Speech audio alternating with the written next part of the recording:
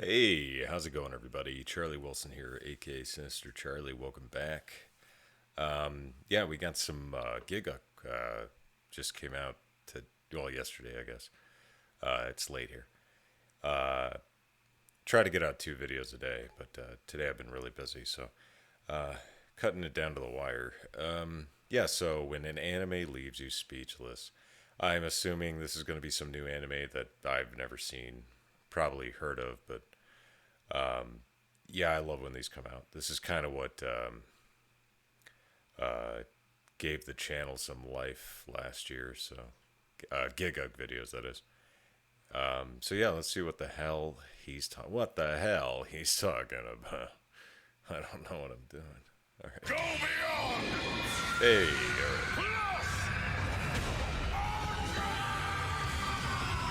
When we think of iconic anime moments, we think of stuff like, yo, that was so hype! Or, Do we? that was so sad. Or, damn, that was so shocking. But when you watch enough anime, you start to notice familiar patterns in the premise, the stories, and definitely the moments that define them. A big climactic fight, a plot twist you don't see coming, a sad death of a character. There are so many great moments like these that are extremely powerful in their own ways, but isn't something you generally haven't seen before. Yes, Demon Slayer episode 18 is absolutely hype, but so are a lot of other beautifully animated high-intensity fight scenes. But sometimes there's a moment in an anime that just sticks out for me for different reasons. Some may even say that It's gonna be a sad video.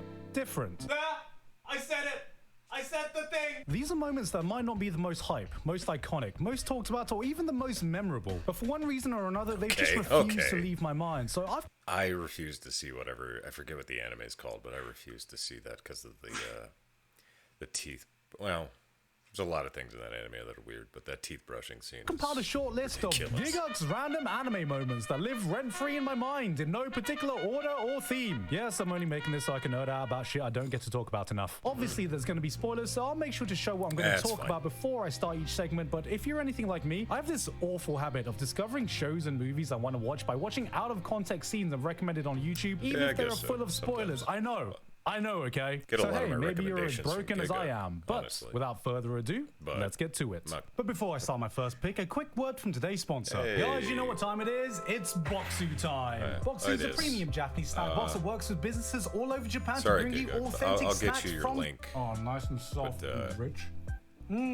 God damn. I'm not So gonna if you want to try some awesome Japanese offense. snacks today and also help support my channel, click the link in the description to get do some that. Boxu Go to for Gigguk's yourself video. or a friend. You can also use code There you go. Gigguk to get $15 off your might do that at first some Boxu point, just as a purchase. goof Thank you very much to for a Boxu video. for sponsoring me today. Back to the video. Give me more! Give me more!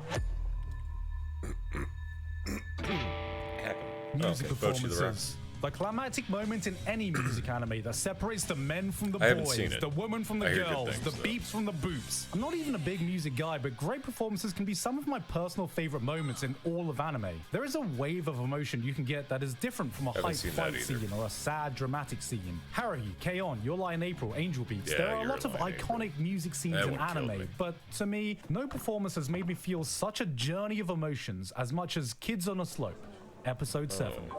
Okay.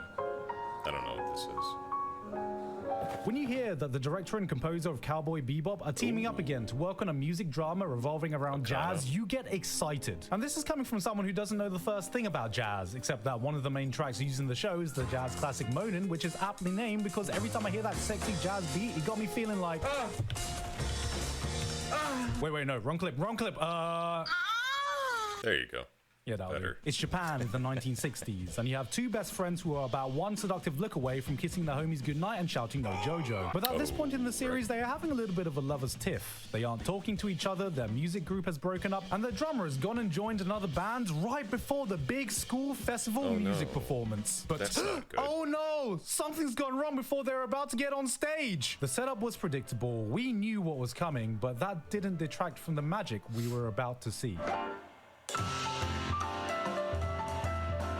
The school is treated to the purest unplanned jam session between two musicians you could ask for, doing their own rendition of The Sound of Music's My Favorite Thing to Snow White's Someday My Prince Will Come. For 4 glorious minutes, their musicians become their voice actors. Not a single line of dialogue is uttered between them, but you understand everything they are saying to each other through the language of music, and like the audience, I was absolutely mesmerized. That's pretty cool. I like that. I'll be honest, I'm kind of illiterate when it comes to trying to break down or describe music, so all I can say is that the beeps and the boops fired up neurons in my brain so hard, it might as well have turned the serotonin being released into goddamn crack. God, this scene was so good. This Japs are so sexy, it got me more bricked up than all ecchi fan service anime I've watched combined. Oh, don't throw... Man. Don't throw High School of the Dead at me. I'm sad. I'm sad that never got second season. Just when I thought I couldn't get more bricked up, just when I thought they couldn't peak any harder, they pulled this out.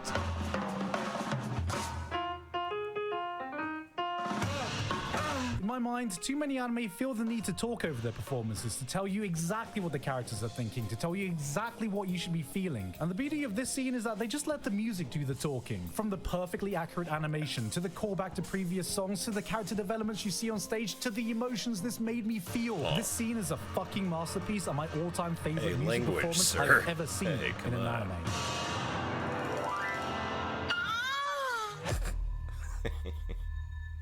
Voice acting. Without voice acting, we'd be watching a silent film. And great voice acting can elevate the most emotional scenes from an anime into something even more spectacular.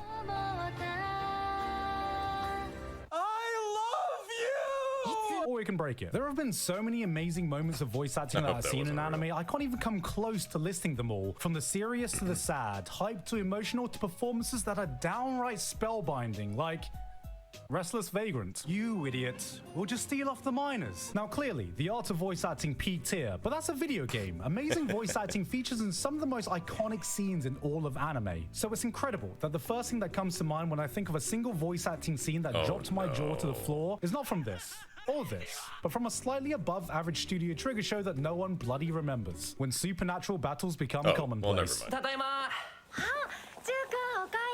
Jirai here is a Chinibyo. What does that mean? He's an edgy, try-hard fuckboy. Think of every overplayed trope every bland isekai protagonist thinks makes them badass. Having a special power, possessing some super secret knowledge that only they know that makes them better than everyone. Basically everything that Sid from Eminence in the Shadow tries to be without a shred of self-awareness. That's this guy here, and Hakuto has had enough. So you have chosen death. Think of everything you've ever wanted. That's where Hakuto is. Because for 2 unstopping, uncut, unfiltered minutes, she just unloads. I just wanted dinner. The most amazing thing about this is that it was rumored to be done in one take. The voice actress Saori Hayami had one shot, one opportunity, and she took it. Mom spaghetti. Stories from the staff members came out about how she nailed this on one take and left everyone in the recording booth in silence. And honestly, audition. I'm guessing he was. I love anime fans, but goddamn, some of y'all got that TikTok brain. If there's not a character getting punched or something exploding every 5 minutes, I gotta start playing some Subway Surfer at the bottom of the screen to make sure you guys are paying attention. But when done right, nothing is more engrossing to me than a good dialogue scene. Eren confronting Reinhardt, Yang Wenli meeting Reinhard, pretty much anything from Monogatari. These are moments of nothing but characters talking that had me glued onto the screen more than any Michael Bay Megaman ass explosion ever could. But the one dialogue scene I always come back to is the Banquet of Kings from Fate Zero. I haven't seen Fate 11. Zero. I've heard some of the music, but never seen the show. There's a lot that goes into it. Alright, pause. Now I know this is less a scene and more an entire bloody episode, but that's how gripping it is. I've watched this subbed, I've watched this dubbed, I've watched this goddamn raw, and I'm still hooked from minute 1 to minute 20. And no, it's not because I get another chance to explain Fate. Yeah, I would have gone. Alright, so let me explain Fate. I would have watched this video on Fate, but I've never seen it, so wouldn't make sense. Oh well, there's a symbol in there I wouldn't put in, but whatever. What is it, Kat? We've got a battle royale to the death going on, where there can only be one victor out of 7 teams that comprise of 7 mages who are paired up with a hero either from legend or real world history. Can't believe I'm fucking doing this again. Now at this point we are well into this battle royale. People have died, battles have already been fought, every team is at each other's throat. Then out of nowhere, one of the heroes busts through the enemy stronghold, turns up at that doorstep, faces off with them, and he's like, fancy going to the pub and grabbing a pint? Day in the life of a true Brexit geezer. Rev up the Bugatti, hop down, have a couple pints with the lads. That's right, no swords, no fights. What proceeds to happen is a whole episode of 3 of the heroes sitting around in a circle drinking and talking. Oh. well, Just a bit of some banter. people don't This like is a that prime sort of example thing. of what happens when you put a bunch of interesting, larger-than-life characters in the room together and let them carry a scene with dialogue alone. Because while at the beginning, it's nice just to see these characters interacting without the pretense of a fight, it really starts to kick off when the topic of what it means to be a true king comes up. I have every intention of plundering your abundant storehouse until it's been laid bare, so get ready. That is hardly fitting of how a true king should behave. You have Archer, Gilgamesh, Ryder, Alexander the Great, and Saber, King Arthur. 3 legendary kings from their respective time periods with 3 different types of Yeah, kingship. that, One of I selfishness, never got into one the of show, so I ambition, have and no one idea. of duty. Each of them presenting their case while tearing the others down, and it is enthralling. Because while there are no punches being thrown, I would argue that this is one of the most compelling fights in all of Fate Zero. It's a battle of ideologies using their words as their weapons. Not a single line is wasted, not a single useless sentence is uttered. This is what Twitter users see in their mind's eye. And what I love is just how bloody convincing they actually are. You don't start believing they're kings because the plot told us they were. You can see it. You start believing in them yourselves with the words that they say, because goddamn, it is delivered in an inspiring way for the people in its fictional universe and in real life as well. You, who became a ruler, only to satisfy your endless greed. A king without greed is even worse than a figurehead! Saber, Okay. you said you would martyr yourself for your ideals. In life, you must have been something akin to the purest of all the saints. But who can truly admire the rough and thorny path that a martyr must follow in life? Who actually dreams of such an ending? Okay. Well, A king must be greedier than any other.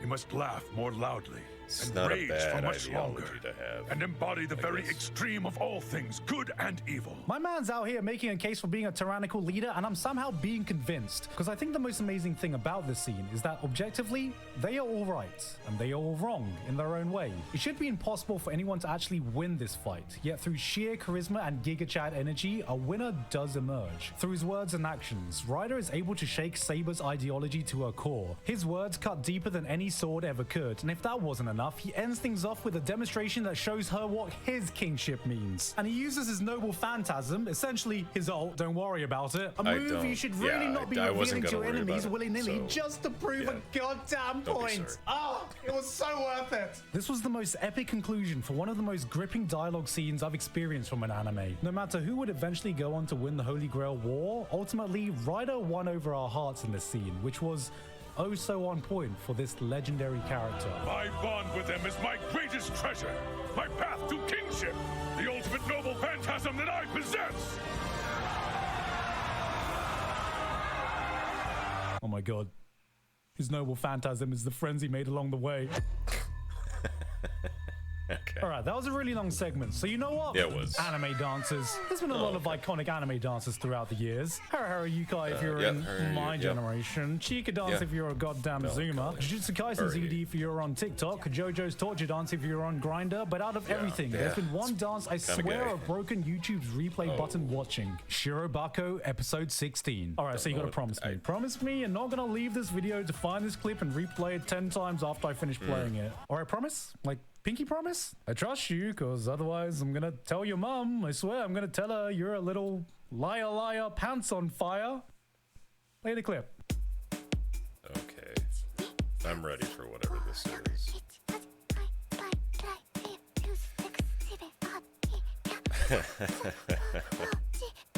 That is That's it. ridiculous. That's the scene. You know what? It's good. You still here? Yeah, I'm here for it. Oh, that was it. All right. When people talk about shonen battle Could've scenes, we used say more. stuff like, damn, that was such a banger fight scene, or damn, I can't believe this guy just called Jujutsu Kaisen mid, or damn. Never Is seen that a Dragon Ball fan with more than 10 IQ? But beyond the fights, the salts, and the hype, nothing has quite sold me on a long-running shonen faster than the 20 minutes By the way, when is I haven't seen anything about One Punch Man season 3 this year, except for that it was coming out. I don't know what the hell's going on with that. of chaos in Chainsaw Man episode 9 and Makima's Oh Ritual. yeah, I did see this episode or this clip. Sorry. Am I doing a did bit of a not see the cop-out by episode. picking a moment from one of the most hyped recent anime? Yes. Did I want to talk about this so I have something to clickbait this video with in the thumbnail? Sure. Maybe. But this stands out to me as how to do a turning point in your story. Please don't kill me, Mushoku Tensei fans. More than any of the chainsaw massacring fight scenes, more than any of the boob-touching Makima caboose-sniffing action, this showcased that a battle shonen could do more than just drop a cool action scene on you. Because what stood out to me the most is that out of nowhere, the show just turns into a full-on survival horror as Makima looks at Light, laughs in his face, and goes, heart attack? What are you into, little baby shit? This is how you send a message. What gets me about this entire sequence is just the sheer emotional whiplash after everything that's been built up. We had 7 episodes establishing your usual shonen affair, then in just one episode you realize, oh, the people I thought were safe are definitely not. These villains are way more terrifying than I ever gave them credit for. Then the series doesn't even give us 5 minutes to process that before throwing a fat Uno reverse card in our face. You feel a sense of eerie dread for the bad guys that does a better job than 90% of horror anime have ever done. The direction, the music, her unsettlingly calm demeanor, the fact that these people can sense that they're about to die a violent death before they do is a fucking horrifying thought. And after everything is said and done, you're like, wait, It's really good. should I be more terrified of I'd the highly good guys or recommend the this bad show. guys here? This was just Even such though I a haven't finished brilliantly it, directed but- scene from start to finish that went beyond the great action you expect from a shonen. And if that was just a taste of the mayhem to come, Chainsaw Man Season 2 cannot arrive soon enough. Until then, I have to live with the Yeah, when's scraps that I've coming got out? to find out what's really going on behind the terror boner Makima has given us as the true horror antagonist herself. Okay.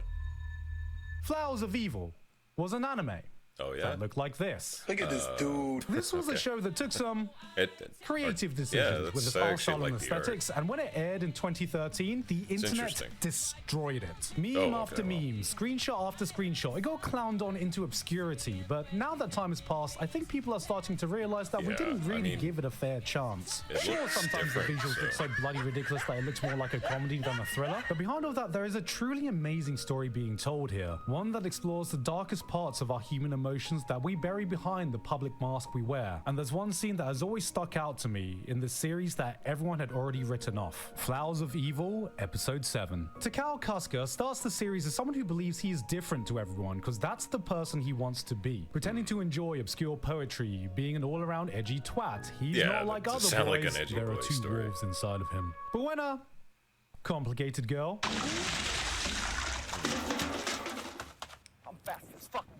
Nakamura sees him in a moment of weakness, she knows what perverted and sick desires lie beneath the surface he presents. She torments him, wears him down and blackmails him, tears into him for days until you see all of his fake ideals and the facade he wears crumble into nothing.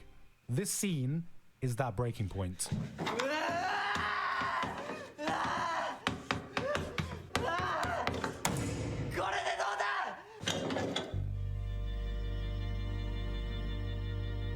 We see him proceed to completely wreck the classroom in an explosion of catharsis as he embraces who he really is. With a sheer, visceral display of emotions, it is almost chilling, watching this manic destruction of their classroom as every layer of his old persona is peeled off one by one.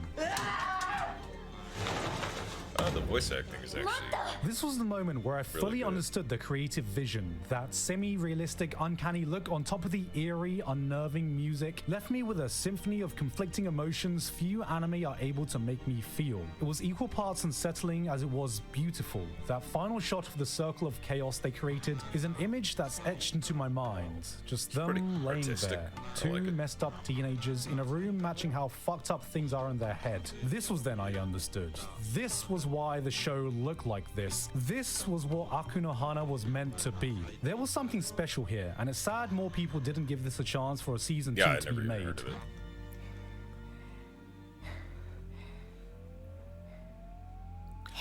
I guess the art is she called him a pervert. The art is a little off-putting, I guess, if you're not used to it. There are many moments in anime that get me emotional enough to get the waterworks running. Sad parts that pull at the heartstring until there are no What? emotions left to wring out. But sometimes I watch a scene that makes me tear up even if there's nothing sad happening on screen. And one of those moments is the running scene from episode 2 of A Place Further Than the Universe. I heard about this, I just never really heard much about it, I guess.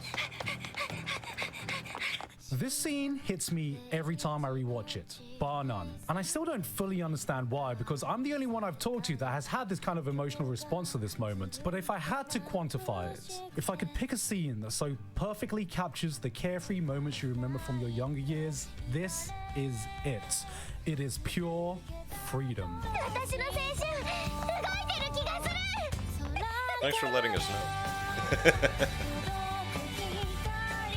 I've never seen it. We all have a cherished memory tucked away somewhere of some dumb crap you got up to as a kid. That one random thing you and your mate did on that summer holiday. Getting up to some stupid antics on that one trip you took with your siblings or family. We didn't realize how precious those moments would be, or how fondly we'd look back on them when we were older. And what gets me is this overwhelming feeling that we're seeing one of these precious memories being made right in front of us. 3 girls going out of their comfort zone to go on an adventure and just having the time of their lives doing dumb shit. I will never not adore this moment, maybe even more so than some of the more serious scenes in the series. It might not be the most hype, the most sad, or the most dramatic moment you can find in anime, but it gets me emotional in a way few are ever able to. Yeah, I heard it's really good. God, I love this show. Yeah, I just haven't had a whole lot of time for anything. And that was everything I had time to talk about today. I didn't even get through a tenth of everything I could have talked about, but I don't want this video to be an hour, so who knows? If you guys like this enough, maybe I'll do some more of these types of videos. If you didn't already know, I'm going to be touring Europe with Trash Taste in September this year. Cool. A lot of tickets have already sold out, but we have a few venues with some availability, so if you're in the area, get your tickets now while they're still available. I'll leave a link in the description for all the available venues left. And of course, thank you to the patrons this month, Alpha Sigma. Okay. Yeah. Good stuff. A lot of the time I wouldn't, there's not much for me to react to because I don't know a lot of these. I just got done with Vinland Saga, and yeah, that was pretty emotional. Yeah, but that's the only thing I've really watched as of late. I gotta find something new. But anyway, yeah, thanks for watching, everybody. Please likey and subscribey. Yeah, and if you got any suggestions, put them in the comments, or you can call me a jerk there. That's fine. I don't mind. Yeah, so bye.